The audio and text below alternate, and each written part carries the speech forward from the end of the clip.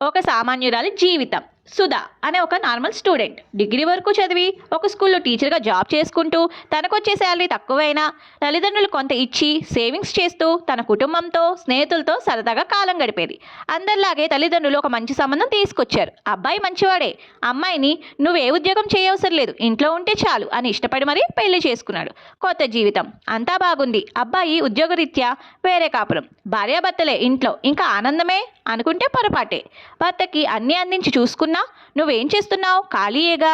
భర్త ఉద్యోగంలో బిజీ. సరదాగా ఏమైనా అన్నా ఒక్క మాట అంటే పడడు సరికదా.